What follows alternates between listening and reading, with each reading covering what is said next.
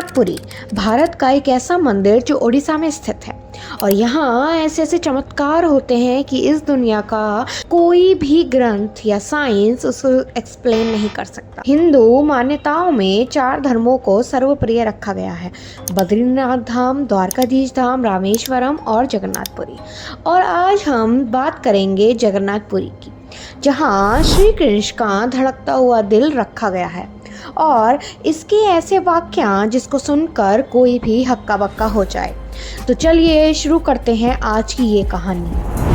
हाँ, भगवान की मूर्तियाँ स्टोन या मेटल की बनाई जाती हैं, वही यहाँ जगन्नाथ मंदिर में लकड़ी की बनाई जाती हैं और इसके पीछे भी एक कहानी छुपी है। तो लगभग 3102 बीसी में ज़ारा नामक एक शिकारी द्वारा जब गलती से उसका तीर श्री कृष्ण के पग में जा लगा तो श्री कृष्ण की वहीं मृत्यु हो गई। ज़ारा ने माफी मांगते हुए श्री कृष्ण का पूरे रीति रिवाजों के साथ देह संस्कार किया, पर जब उनकी चिता शांत हुई तो उसने यह देखा कि कोई चीज अपने पूर्ण रूप से स्वर्ण भांति चमक रही है और वह एक धातु से बनी है। और ज़ारा समझ ना पाया और स्वर्ण भांति चमकती हुई चीज को वह उठाकर बेचने चला गया, पर किसी ने भी वह धातु नहीं खरीदा। और फिर ज़ारा ने परेशान होकर उस धातु को एक लकड़ी पे रखकर नदी में बहा दिया। गुप्त साम्राज्य के समय अवनति के राजा इंद्रन्यो, जो नारायण के बहुत बड़े भक्त थे, तो एक रात निद्रा के समय उनको एक स्वप्न आया जिसमें विष्णु जी ने एक नदी में डुबकी लगाने के लिए कहा और बोला कि वहां मैं मिलूंगा। और जब उन्होंने अगले दिन डुबकी लगाई तो उन्हें वह धातु लकड़ी पे रखा मिला, जो वास्तव में श्री कृष्ण का वास्तविक दिल था। और फिर वह उसे अपने साथ महल ले आए। फिर राजा ने कुछ बहुत नामी शिल्पकारों को बुलाया, पर कोई भी उस लकड़ी से एक मूर्ति न बना पाया। फिर कुछ समय बाद एक शिल्पकार आया और वह बोला, यह मूर्ति मैं बना दूंगा, पर मेरी एक शर्त है कि कोई भी मुझे 21 दिन के लिए परेशान नहीं करेगा और ना मुझसे मिलेगा और ना ही मुझसे बात करेगा। राजा ने यह शर्त खुशी खुशी मान ली और फिर मूर्ति बनने का काम शुरू हो गया। फिर जब कुछ समय बाद मूर्तिकार की आवाजें आनी बंद हो गईं, तो अवनति की रानी को लगा कि वह शिल्पकार भूख प्यास से मर तो नहीं गया। राजा ने भी उनकी बात पर सहमति जताई। जहाँ काम चल रहा था, रानी ने उस द्वार को खुलवाया तो देखा कि यहाँ तो कोई शिल्पकार ही नहीं है, बस 3 मूर्तियाँ थीं जो लकड़ी से बनी हुई थी। एक भगवान जगन्नाथ जी की, दूसरी उनके भाई बलभद्र की और उनकी बहन सुभद्रा की। और भगवान जगन्नाथ में वह धातु भी रखा गया था जो श्री कृष्ण का वास्तविक दिल था।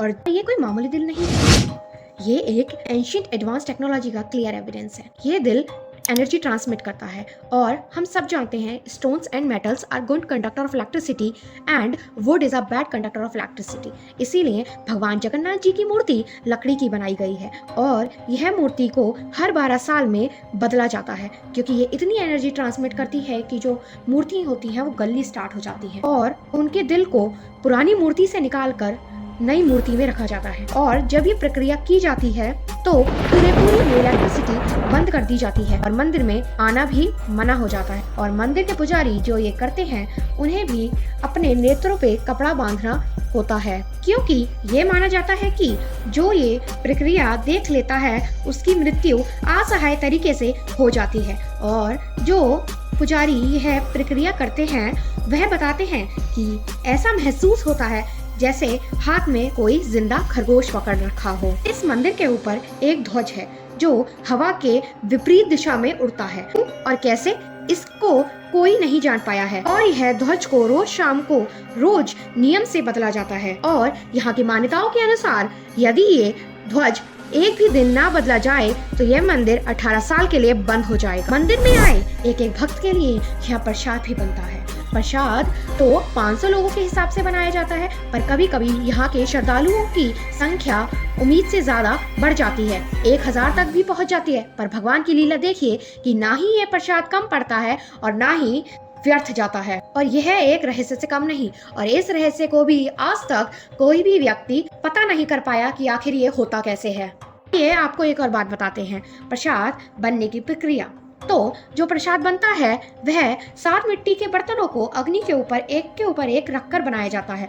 साइंस के अकॉर्डिंग सबसे नीचे वाले पात्र का प्रसाद तैयार होना चाहिए, पर होता बिल्कुल भी इसके विपरीत है। सबसे पहले सबसे ऊपर रखे पात्र का प्रसाद बनकर तैयार होता है, और सबसे आखिर वाले पात्र का प्रसाद बनकर तैयार होता है। यह भी एक रहस्य से कम नहीं, और इस रहस्य को भी आज तक कोई पता नहीं कर पाया है आखिर ये होता कैसे है। और आप जानते हैं, जब से यह 214 फीट का मंदिर बना है, आज तक इसके शिखर की परछाई नहीं बनी है, और यह शिखर बिल्कुल श्री कृष्ण के अस्त्र सुदर्शन चक्र जैसा है दिखने में, और किसी भी जगह से देखने में ऐसा लगता है जैसे कि ये शिखर आपकी ओर मुख करे हुए है। और जैसे कि हम सब जानते हैं, कुछ जगहें नॉन फ्लाइंग एरियाज में आती हैं, जिसके ऊपर से कोई भी प्लेन या ड्रोन नहीं उड़ सकता है, पर पक्षियों को तो कोई नहीं रोक सकता। हर जगह के शिखर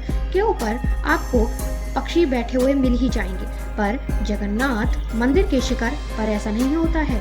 पक्षी इसके ऊपर आपको नहीं बैठे मिल सकते। कुछ तो है जो इन पक्षियों को यहाँ ना बैठने के लिए विवश करता है, और उसको भी समझना नामुमकिन है, और ना ही इन सब बातों का जवाब हमारी साइंस के पास है। जगत के नाथ जगन्नाथ के मंदिर में दूर दूर से लोग आते हैं दर्शन के लिए।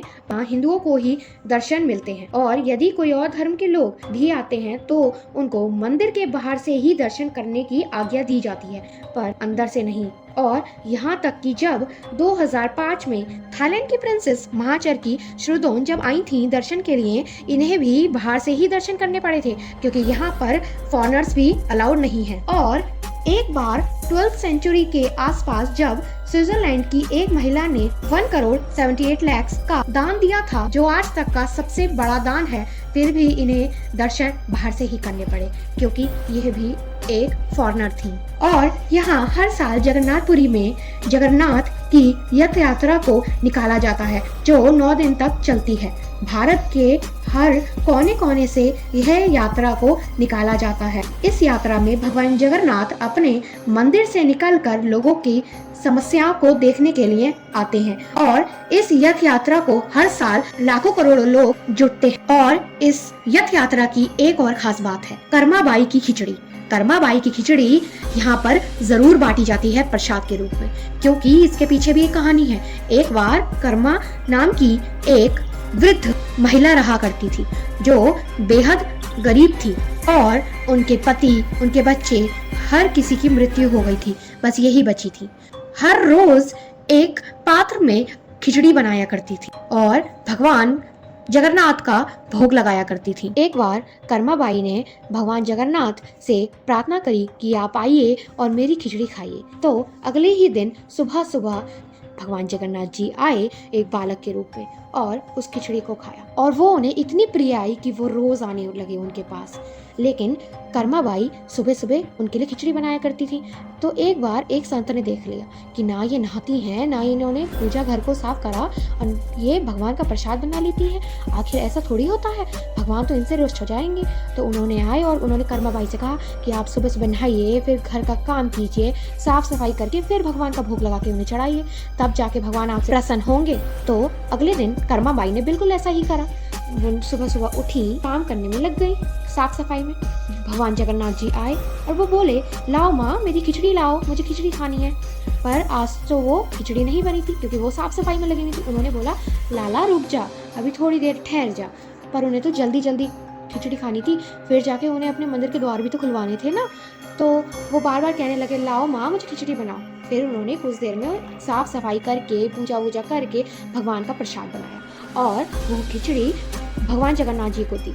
तो आज उन्हें उस खिचड़ी में वो स्वाद नहीं आया जो हर रोज आता था, तो वो जल्दी जल्दी खा के चले गए, और उनके मुख पर कुछ खिचड़ी के दाने लगे रह गए। जब मंदिर के द्वार खुले तो पुजारी ने देखा कि भगवान जगन्नाथ के मुंह पर खिचड़ी के निशान लगे हैं, और वह आज खुश से नहीं है।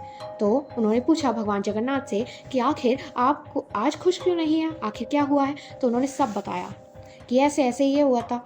तो अब जब पुजारी जी कर्मा बाई के कुटिया में पहुँचे तो उन्होंने कर्मा बाई से पूछा कि आप रोज़ बिना नहाए बनाया करती थी, बिना पूजा करे करा करती थी, तो आज आपने ऐसा क्यों करा? तो उन्होंने बताया कि उन्हें एक संत ने कहा था ये सब करने के लिए। तो उन्होंने ऐसा कहा कि भगवान जगन्नाथ आपकी भक्ति से खुश होते हैं, ना कि आपके इन सब कामों से। तो आप अगले दिन से वैसे ही कीजिएगा जैसे आप करती आई थी। अगले दिन अम्मा ने वैसे ही करा। उन्होंने खिचड़ी बनाई और भोग के लिए रखी। जगन्नाथ जी आए और उन्होंने खाई तो उन्हें वो बेहद प्रसन्न हुए और उसके कुछ समय बाद कर्माबाई की मृत्यु हो गई।